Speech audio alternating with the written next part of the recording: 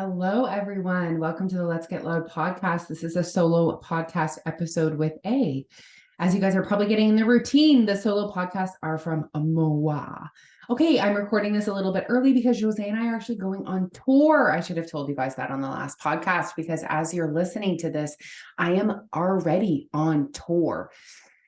Or I've done our tour. We're going to go see you in Bathurst, Tracadie, and Grand Falls. We're coming in person. We're going to go see you. We're going to talk to you. It's going to be amazing whether you like it or not. It's a free fat loss coaching session and it's going to be amazing. Anyways, I'm sure it was amazing. So since I'm going to be away a lot next week, here I am doing it now. Okay, I had such an incredible moment on the internet that I need to bring to this platform. So I was talking about gaining weight back. And first of all, someone said that they were afraid to start Your Way weight loss because they were afraid they would gain all their weight back. And that's something I hear often. I hear fears. And you know what? Honestly, guys, I have conversations with you every single day with people who want weight loss, who I know our service can get them the results that they are looking for, and yet they do not join. Why? Why? Well, some people say fear. What are you afraid of? And many people said, I'm afraid of gaining the weight back. So then I'm like, okay, let's dig deep. Why? Why in the past? And then I also said, let's pause for a moment because this is important. Can we just, I don't want to say normalize, but I don't like that word because normalizing, it's like, that's okay. And it is okay, but it's also not ideal. Like the whole weight loss, gain it all back cycle is not fun. No one wants that. Not one person wants that. So I don't want to necessarily normalize it, but I think we need to talk about it. There are many things in the weight loss industry that we just need to talk about more because so many of you feel alone and you feel shame. And when you feel alone and shame, often we turn to food to numb that emotion. And so I just want people to realize that it's common. It is extremely common for people to have lost weight and gained it back. And now let's dig into that. Why? As you guys are listening to this, I want you to think yourself, why? Why does that happen? So one thing that came up was the relationship with food. And she said, because I always gained all my weight back because I never addressed the true issue, which was my relationship with food. And then I was like, ooh, we need to dig deeper. Some people might have never have considered that they have a relationship with food. Of course you do. You have a relationship with food. You have thoughts around food. You have emotions around food. You have habits around food. That all of those bundled together is really your relationship with food. Now, some of us, it's a range. And I've been asked this before, someone said, do you believe that a food addiction is a real thing? And I'm like, I mean, yes, but it's a range. And it's, instead of saying I'm addicted to food, I struggle with my relationship with food. I just prefer that language. Everyone can do with that what they wish. But if you feel like, yes, I have a strained relationship with food, it's not like you're the same as your neighbor who has a strained relationship with food. It's a spectrum, it's a scale. We all struggle with different things. But so if you think that you're really, and I don't like strained either. I've been trying to find a really good word. I did say toxic. A toxic relationship with food. And so how can you identify that you do have a toxic relationship with food? So here's a few things I've identified. If you are a binge eater, if you struggle with binge eating, you have a toxic relationship with food. It might not be the only reason why you're binge eating, but your relationship with food, we need to talk about that. And you know what? Binge eating, again, I'm not going to say, let's normalize binge eating. Because again, I don't think binge eating is a behavior that anyone wants to do, but it's very common. Very, very, very common.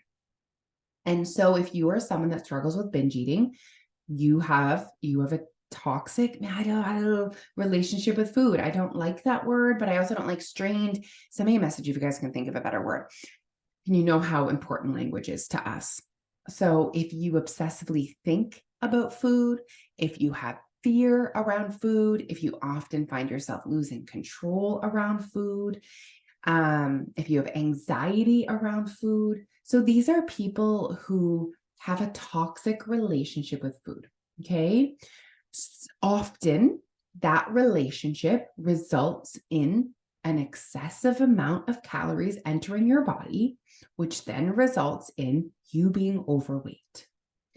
And so then when you decide that you want to make a change, you just look at the weight. The fat on your body is a byproduct of your relationship with food. And yet you're attacking the fat. The fat is not the problem.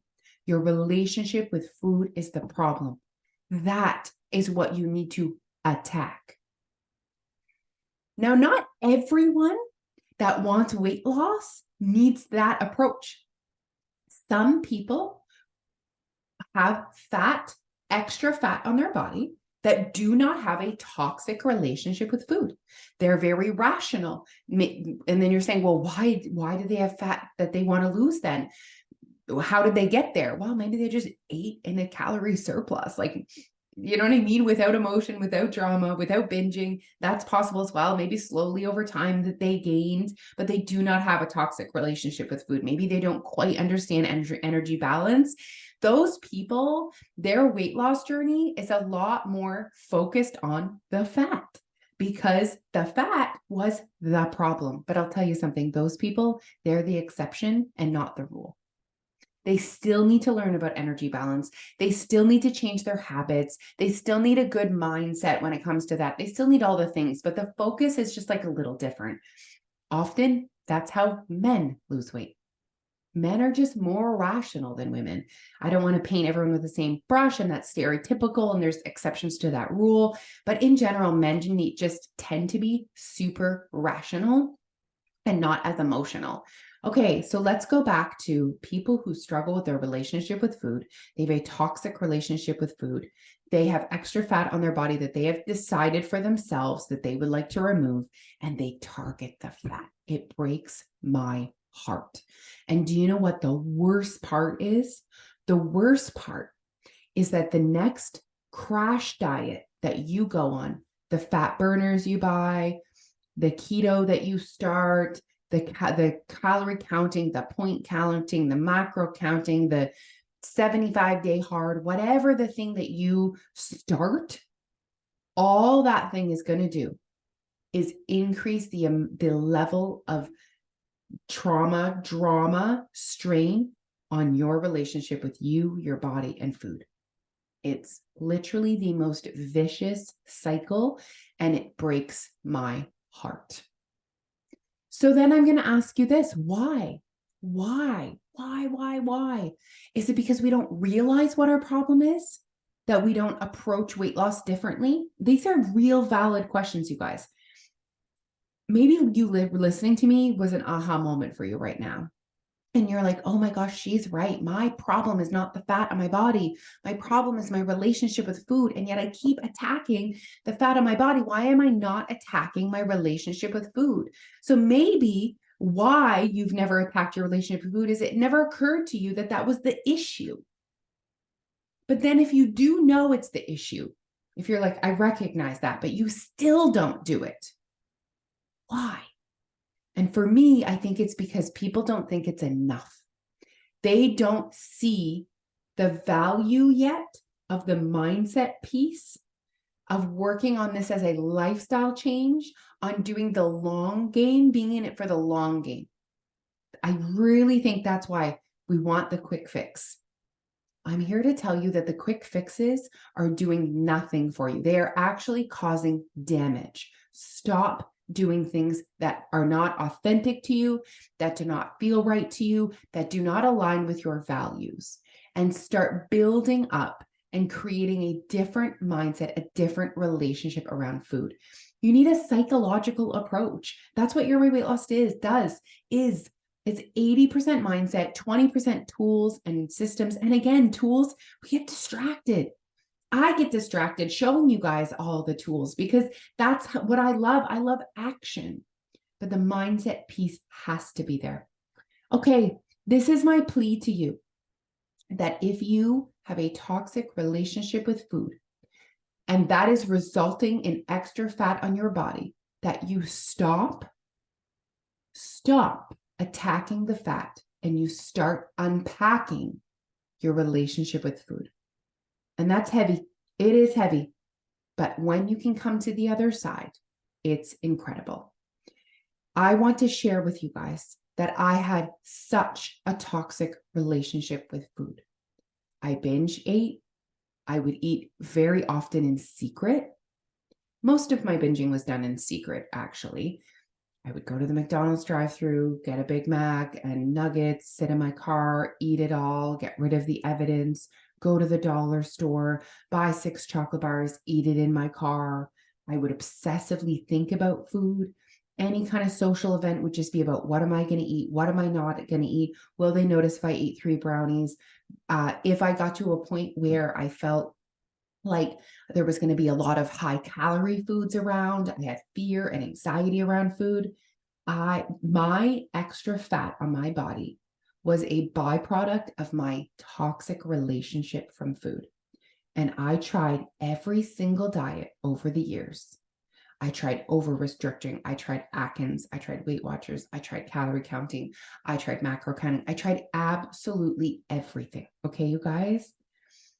When I was able to actually unlock my results was when I stopped dieting.